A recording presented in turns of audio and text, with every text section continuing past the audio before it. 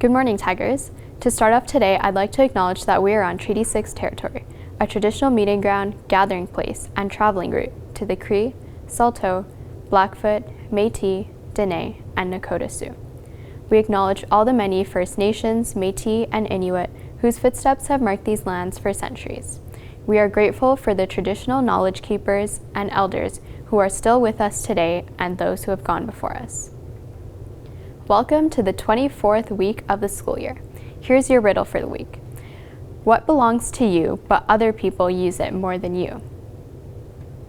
Join McNally's Potters Guild, open to students who have completed Ceramics 15. The sign-up meeting is today at lunch and starts tomorrow, February 7th.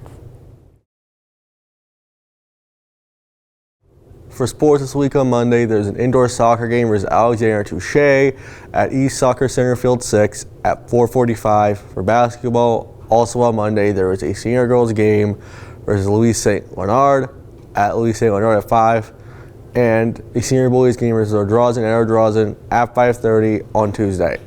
There's a junior boys home game against East Glen at 5:30. On Wednesday, there is a senior boys home basketball game versus McDonald at 5 o'clock, and a senior girls home basketball game versus Wagner at 6:30. On Thursday, at the Queenie Roundtable Tournament, the senior boys versus the Queenie at 12, and the senior girls versus Queenie at 1:45. This tournament spans Thursday to Saturday. Lastly, on Friday, McNally is hosting the Senior High Wrestling Tournament. A reminder to grade 12 students to book your grad photos. They take place from February 27th to March 3rd and cost $25 for a sitting fee. You will need to pay with a credit card or PayPal. See Ms. Park in room 126 if you have any questions. Next week, McNally will be hosting a coffee house in the band room on February 14th at lunch. They are looking for volunteers to serve, wait, prepare food, and set up. If you're able to help, please see the link and QR code on Tiger News.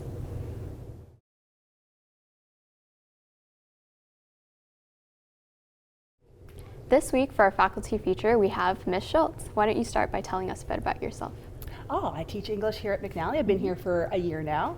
I have 2 children, and that's all I got. So why did you decide to teach English? I think I really like the variety of English and the focus on stories, all the different kinds of stories. There's always something new. And then also the stories we read, but as well as student stories. Really fascinated by that. It's really interesting. So if you had a choice between 2 superpowers, being invisible or flying, which one would you choose? I would definitely choose flying because I feel like you can go on like all sorts of adventures and be able to see things that no one else can see. You can go up really high, tops of mountains and tops of buildings and stuff. That sounds really fantastic. That sounds super fun. So thank you so much for being our faculty feature this week, and if you see Ms. Schultz in the hallways, make sure you say hello.